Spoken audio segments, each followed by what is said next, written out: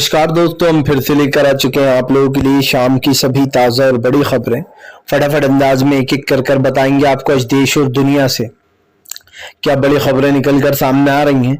लेकिन उससे पहले दोस्तों एक नजर डालेंगे सुर्खियों पर। यूएन ने दिया इजराइल को सबसे बड़ा झटका, बोले हमास ने यूं ही हमला नहीं कर दिया है। आपको बता दें इजराइल को गलत ठहराते हुए संयुक्त राष्ट्र ने जो है कहीं ना कहीं इजराइल को बड़ा झटका दे दिया है। वहीं पर अगली बड़ी खबर में हम आपको बताएंगे दोस्तों राहुल गांधी का बीजेपी के ऊपर बड़ा हमला, बोले बीजेपी ने पूरी मीडिया को अपने इशारों पर नचा रही है। राहुल गांधी ने फिर से एक बार खोल दिया गोदी मीडिया के खिलाफ मोर्चा। वहीं पर दोस्तों फिलिस्तीन के सपोर्ट में उतरा ईरान ने इजराइल को दी खुली चुनौती, बोले मुसलमानों से नहीं जीत पाओगे तुम लोग। बताएंगे आखिरकार क्यों जो है सीधी चेतावनी दे डाली है। वहीं पर अगली बड़ी खबर में हम आपको बताएंगे दोस्तों प्रियंका गांधी ने मोदी सरकार पर फिर साधा निशाना। प्रियंका गांधी बोली मोदी सरकार का लिफाफा खाली है, उसमें कुछ नहीं है, सिर्फ लोगों से झूठे वादे और झूठी सहानुभूति मिलेगी। वहीं पर अगली बड़ी खबर में हम आपको बताएंगे दोस्तों फिर से एक बार बीजेपी का षड्यंत्र शुरू। स्मृति ईरानी ने योगी को लिखी चिट्ठी, बोले एक और रेलवे स्टेशन का नाम बदलने की तैयारी। आपको बता दें हिंदुत्व को फैलाने को अब फुर्सतगंज स्टेशन का नाम बदलने का प्रोपेगेंडा चला रही हैं स्मृति ईरानी। वहीं पर अगली बड़ी खबर में हम आपको बताएंगे दोस्तों, सर आपको बताते चले इजराइल के खिलाफ जब एंटोनियो गुटरेस ने कहा कि फिलहाल यूं ही हमला नहीं कर दिया हमास ने, वहां के लोगों को परेशान कर रखा था 56 साल से, तो आपको बताते चले इजराइल बिलबिला उठा है। बताएंगे क्यों इजराइल ने अब वीजा पर ही रोक लगा दी है। वहीं पर अगली बड़ी खबर में हम आपको बताएंगे दोस्तों, असल आपको बताते चले बीजेपी की बढ़ने वाली है मुश्किलें। आपको बता दें बीजेपी के जितने भी तमाम नेता थे राजस्थान में वो प्रियंका गांधी के साथ नजर आए। बताएंगे क्यों बीजेपी के नेता कांग्रेस में शामिल हो गए। वहीं पर अगली बड़ी खबर में हम आपको बताएंगे नीतीश कुमार का बीजेपी के ऊपर हमला, बोले बीजेपी तो देश का इतिहास बदलना चाहती है लेकिन ऐसा हो नहीं पाएगा कभी। तो तमाम खबरें फटाफट अंदाज में देंगे, एक एक कर देंगे।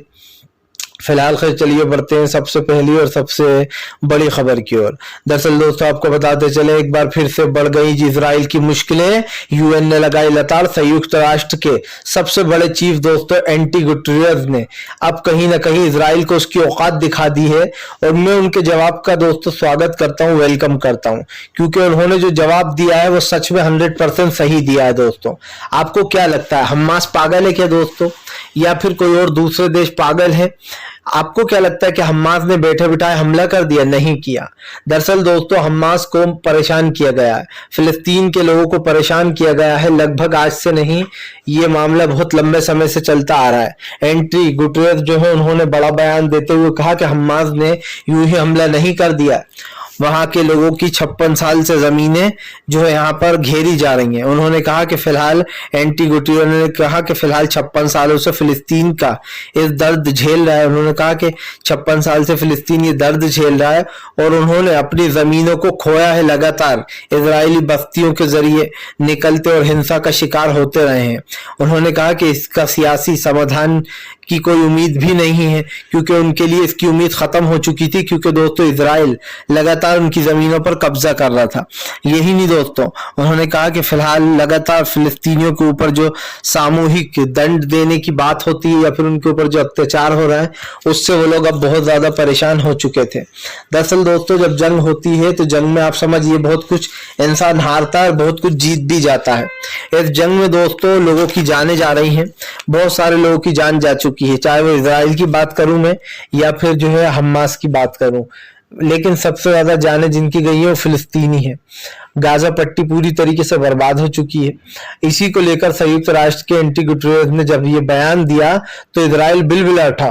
उसने कहा कि आप जो है अभी के अभी अपना इस्तीफा दो, आप एक तरीके से आतंकवाद को सपोर्ट कर रहे हो, आप आतंकवाद को बढ़ावा दे रहे हो। लेकिन दोस्तों आप समझिए आतंकवाद तो ये भी है जो इजराइल कर रहा है, यही तो अब मेन आतंकवाद है जो इजराइल वहां के मासूम लोगों को मारे जा रहा है। फिलहाल चलिए बढ़ते हैं एक और अगली बिग ब्रेकिंग की तरफ। बताया दोस्तों अगली जो बड़ी खबर निकल कर आ रही है, राहुल गांधी का मोदी सरकार गोदी मीडिया के ऊपर हमला। राहुल बोले आज मीडिया तमाम चीजें दबा रही है, सिर्फ उसको एक ही चीज लगी है, इजराइल और हम्मास, इजराइल और हम्मास, बस उन्होंने कहा कि इसी पर हमारे चैनल चल रहा है। राहुल गांधी ने कहा इस देश में उससे भी बड़ा मुद्दा हो जाता है मणिपुर में, लेकिन कोई भी न्यूज चैनल नहीं चलाता, लेकिन इजराइल का मुद्दा कितनी अच्छे से उठाया जा रहा है। उन्होंने कहा कि प्रधानमंत्री ने सारे मुद्दे दबा दिए थे, प्रधानमंत्री चाहते ही नहीं थे कि कोई भी इजराइल या हम्मास की बात करे। आपको बताते चले, उन्होंने कहा कि फिलहाल हम्मास और इजराइल पर जो बातें हो रही हैं वो नहीं होना चाहिए थी।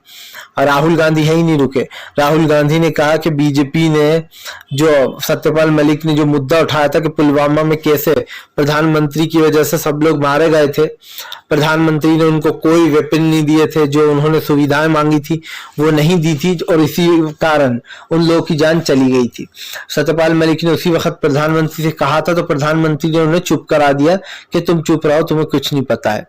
सत्यपाल मलिक ने पोल खोलते हुए कहा कि उस वक्त इसको एक इवेंट की तरह बीजेपी यूज कर रही थी, और उस दौरान जब मैंने बयान दिया, मोदी सरकार की पोल खोली, तो अतीक अहमद को मरवा दिया, अतीक और अशरफ को, इस मुद्दे को भुलवाने के लिए। राहुल गांधी ने भी अतीक अहमद की मौत का जिक्र किया और कहा कि वो जानबूझकर कराया गया था ताकि सत्यपाल मलिक के दिए गए बयान को दबाया जा सके। फिलहाल चलिए बढ़ते हैं एक और अगली बिग ब्रेकिंग की तरफ। बता दोस्तों, अगली जो बड़ी खबर निकल कर आ रही है, इजराइल को ईरान की खुली चुनौती, बोले मुसलमानों से कभी जीत नहीं पाओगे तुम यहूदियों। आपको बताते चले सीधी चुनौती दे डाली है अब इजराइल ने। दरअसल आपको बताते चले कल एक मीटिंग भी हुई है जिसमें इजराइल ने हिजबुल्लाह समेत दोस्तों लेबनान में जो यहाँ पर तीनों लोगों को बुलाया। हिजबुल्लाह ने जो यहाँ पर ये मीटिंग फिक्स कराई, हिजबुल्लाह, हम्मास और एक और संगठन है। आपको बताते चले इन तीनों की ईरान ने मीटिंग कराई और इनकी मीटिंग जो है काफी सही रही। माना जा रहा है कि फिलहाल इजराइल को घेरने के लिए पूरी तैयारी की जा चुकी है। अब दो हाथ की पूरी तरीके से जो है यहाँ पर तैयारी की जा रही है। दरअसल आपको बताते चले हिजबुल्लाह, हम्मास और इस्लामिक जो देश है, इस्लामिक जो है दोस्तों संगठन, उसने लेबनान में मीटिंग की।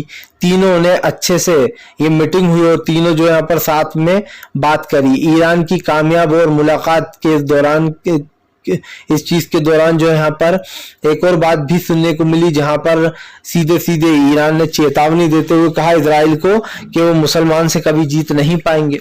उन्होंने कहा कि फिलहाल इजराइल अपनी जिंदगी की सबसे बड़ी गलती कर रहा है, उसने मासूम लोगों को मारकर और फिलिस्तीनियों को परेशान कर कर जो गुनाह किया उसकी सजा उसे मिलेगी। आपको बताते चले अब कहीं ना कहीं तीनों संगठन साथ आ चुके हैं और ईरान ने इनकी मीटिंग करवाई है। इससे एक चीज तो साफ हो चुकी है दोस्तों कि हम्मास को लगातार ताकत मिलती चली जा रही है और कहीं ना कहीं इजराइल जो है वो कमजोर पड़ रहा है, क्योंकि ये जंग जो है दोस्तों, ये जंग बहुत मजबूत हो चुकी है।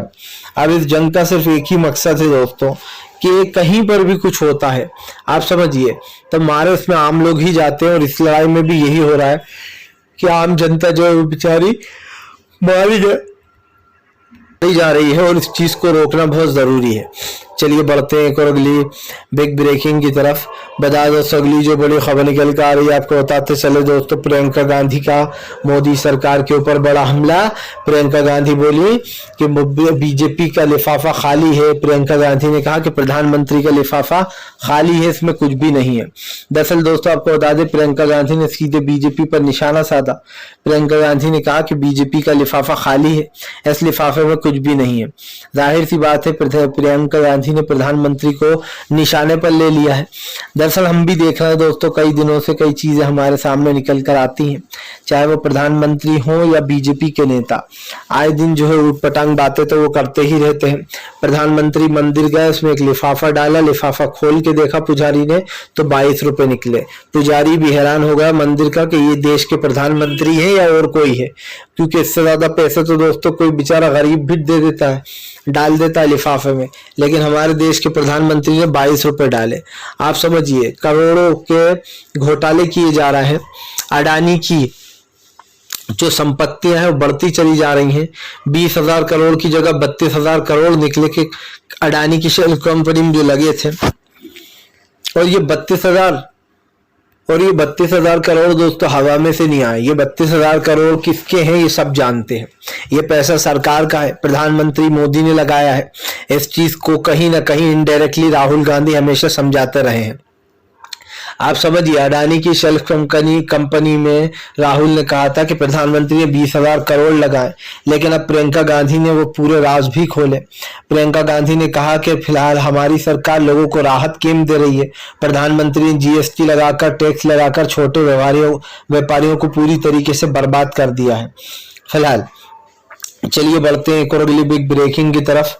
बता दोस्तों, अगली जो बड़ी खबर निकल कर आ रही है, असदुद्दीन ओवैसी का हम इजराइल के ऊपर सीधा हमला। ओवैसी बोले ये सब कुछ इजराइल की नाकामी है जो फिलिस्तीनियों के ऊपर निकाल रहा है। दरअसल आपको बताते चले, यहाँ पर सीधे सीधे असदुद्दीन ओवैसी ने इजराइल पर हमला बोला। ओवैसी ने कहा कि ये लोग मुसलमानों को चोट पहुंचा रहे हैं, कभी अस्पताल पर बम फेंक देते हैं, नर्सिंग होम पर, तो कभी कहीं और। दरअसल दोस्तों एक चीज तो साफ दिखाई दे रही है कि तमाम जितनी भी चीजें हो रही है उसमें बीजेपी का सबसे बड़ा हाथ है। आप समझ लीजिए, क्योंकि सॉरी बीजेपी बोल रहा हूँ कि इजराइल का सबसे बड़ा हाथ है, क्योंकि दोस्तों इस वक्त इजराइल जो कर रहा है वो एक नरसंहार है और इसमें अमेरिका उसके साथ खड़ा हुआ है। ओवैसी ने कहा कि हमारे पूरे देशों को, इस्लामिक देशों को ये जरूरत है, तमाम देश को, हमारे भारत सरकार को, कि वो लोग जो है गाजा की ज्यादा से ज्यादा मदद करें और वहां के लोगों को चाहे जो भी चाहिए दोस्तों इस जंग के लिए उनको दिया जाए। यही नहीं दोस्तों, आज जो हो रहा है वो चीज हम और आप भूल नहीं सकते, क्योंकि ये एक बहुत बड़ा मैटर है, एक बहुत बड़ा मुद्दा है। और ये मैं क्यों कह रहा हूं, क्योंकि आप भी जानते हैं कि इस मैटर से ही हमें ये पता चल पा रहा है कि फिलहाल उन लोगों के साथ क्या हो रहा है।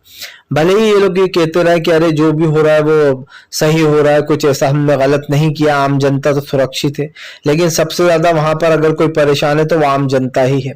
अगर अभी भी वहां के लोग दोस्तों आप समझिए कहते हैं कि वहां के लोग साथ कुछ गलत नहीं हो रहा, तो वो आंख बंद करने का काम कर रहे हैं। यही नहीं, जो लोग सिर्फ ये सोचकर साथ दे रहे हैं इजराइल का दोस्तों कि बाकी हमास वगैरह आतंकवादी संगठन है, तो आप समझिए दोस्तों हमास एक आतंकवादी संगठन नहीं है, हमास एक अलग देश है दोस्तों, लेकिन जानबूझ के हमास को बदनाम करने के लिए इसको आतंकवादी संगठन कहा जा रहा है। आप समझिए, जब यूक्रेन और रूस की लड़ाई होती है तो रूल्स अलग हो जाते हैं, लेकिन जब हमास और इजराइल की लड़ाई होती है तो रूल्स चेंज हो जाते हैं। मतलब इनके हिसाब से अब हमास आतंकवादी है तो फिर रूस क्या था। फिलहाल चलिए बढ़ते हैं एक और अगली बिग ब्रेकिंग की तरफ। बता दोस्तों, अगली जो बड़ी खबर निकल कर आ रही है आपको बताते चले दोस्तों, स्मृति ईरानी का हिंदुत्व वाला प्रोपेगेंडा, अब एक और दोस्तों रेलवे स्टेशन का नाम बदलने की तैयारी। दरअसल दोस्तों बीजेपी कहां कब कौन सा नाम बदल दे अब ये कोई बता नहीं सकता है, क्योंकि बीजेपी को तो यही लगता है कि यही राजनीति है, जगहों के नाम बदल दो और जो है हमारा काम आसान हो ही जाएगा। अब आप सोच रहे होंगे मैं ये क्यों बोल रहा हूँ, मेरे ये बोलने का दोस्तों एक स्ट्रॉन्ग रीजन है, और वो रीजन क्या है ये भी सुन लीजिए। स्मृति ईरानी अमेठी से दोस्तों सांसद हैं, उन्होंने उत्तर प्रदेश की अमेठी से योगी आदित्यनाथ को एक पत्र लिखा है। उस पत्र में स्मृति ईरानी ने जो है दोस्तों ये मांग की है कि फिलहाल एक रेलवे स्टेशन है जिसका नाम है फुर्सतगंज स्टेशन, फुर्सतगंज स्टेशन का नाम बदलने की मांग की गई है। आपको बता दें यही एक हिंदुत्व का प्रोपेगेंडा चलाया जा रहा है। उन्होंने कहा कि इसका फुर्सतगंज नाम बदलकर तापेश्वर धाम रख देना चाहिए। आप समझिए दोस्तों ऐसा क्यों होता है कि तमाम मुस्लिम नाम बदलकर हिंदुत्व पर नाम रखे जाते हैं। इससे पहले अभी हमने देखा था हमारे मध्य प्रदेश के ही निजामुद्दीन स्टेशन को देख लीजिए, क्या सॉरी नाम भूल गया हूं मैं, याद नहीं आ रहा, लेकिन अभी मध्य प्रदेश के उस स्टेशन का नाम बदल दिया था और आज भी लेकिन लोग उसको उसी नाम से जानते हैं। हालांकि उस शिवराज सिंह चौहान ने उसका नाम बदल दिया है, लेकिन दोस्तों आप समझिए हबीबगंज स्टेशन, हाँ उसका नाम था हबीबगंज स्टेशन, उसका नाम बदलकर चेंज कर दिया गया। ऐसे तो दोस्तों उत्तर प्रदेश में तो ऐसे हजारों जगह हैं जहां के नाम चेंज किए गए। सबसे बड़ा तो इलाहाबाद ही ले लीजिए, उसका नाम बदलकर प्रयागराज रख दिया गया था। इन लोग को लगता है नाम बदलने से दोस्तों उसका इतिहास बदल जाएगा, उसकी वो बदल जाएगी, लेकिन ये लोग भूल रहे हैं कि नाम से कुछ नहीं होता है। जनता जो सोचती है, जनता के मुंह पर जो नाम चढ़ा होता है वो वही बोलती है। भले इसका नाम आप कुछ भी रख दो, लेकिन लोग जाएंगे तो उसको उसी नाम से बुलाएंगे जिस नाम से वो जानते थे पहले से। और अभी भी अब फुर्सतगंज स्टेशन का नाम बदलना एक बीजेपी का एक सिर्फ हिंदुत्व का प्रोपेगेंडा है। स्मृति ईरानी तो दोस्तों बीजेपी के प्रोपेगेंडे को बड़े प्यार से चलाती हैं, क्योंकि शायद स्मृति ईरानी को पता है कि बीजेपी ही एक ऐसी पार्टी है जो उनको दोस्तों आप समझिए झेल रही है।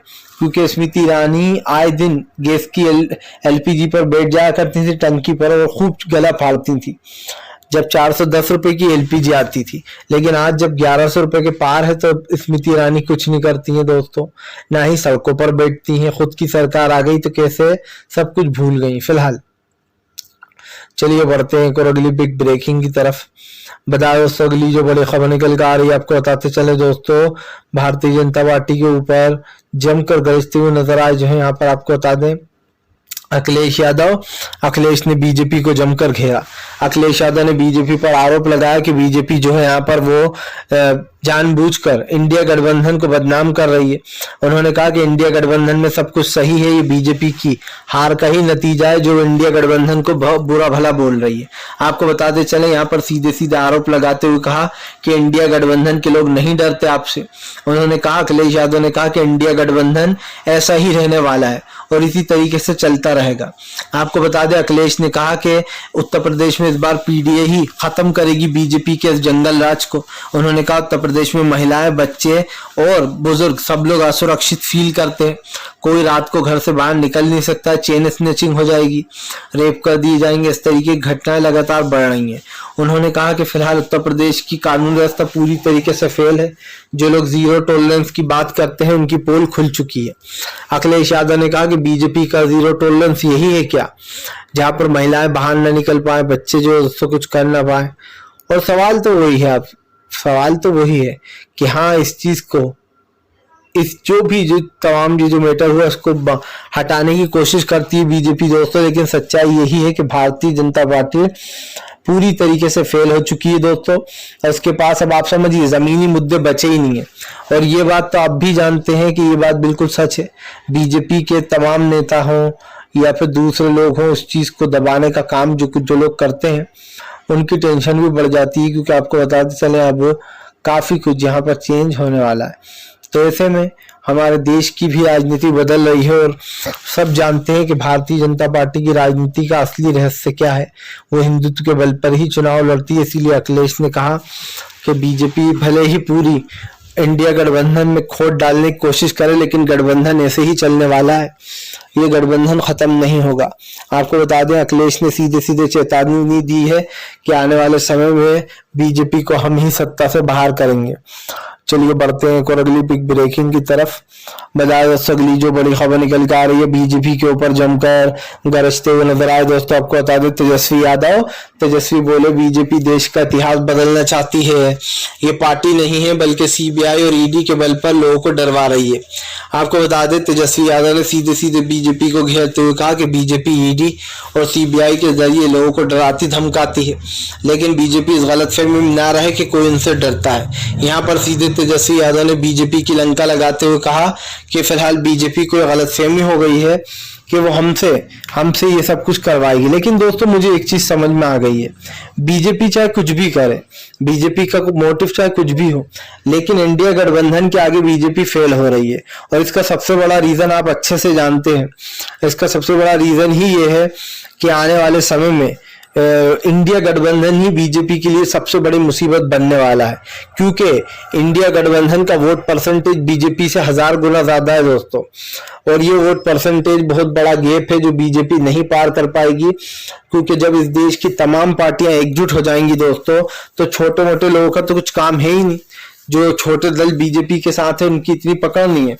कांग्रेस के साथ सारे बड़े दल हैं, आम आदमी पार्टी हुई, जेडीयू हुई, आरजेडी हुई, तमाम जितने भी बड़े दल हैं वो सब कांग्रेस के साथ इंडिया गठबंधन में आ गए। और यही कारण है जो देश में पहली बार इंडिया गठबंधन की सरकार बनेगी। जिन लोगों को बीजेपी ने अंदर डाल रखा है, बेकसूरों को, या फिर जिन लोगों के ऊपर छोटे मोटे आरोप हैं दोस्तों, उनको एक बड़ा आरोप बनाया गया है, उन लोगों को भी बाहर निकाला जाएगा। और ये जल्दी ही होगा, क्योंकि अब 2024 में ज्यादा टाइम बचा नहीं है। विधानसभा की बात बस अब लोकसभा का ही नंबर है। बीजेपी पूरी कोशिश करेगी इस चुनाव को टालने की या इसे आगे पीछे करने की, जीतने की, पर अब की बार बीजेपी का कोई हथकंडा काम नहीं आने वाला। फिलहाल अगर आपको हमारा वीडियो अच्छा लगे तो कृपया इसे लाइक करें, चैनल पर पहली बार आए सब्सक्राइब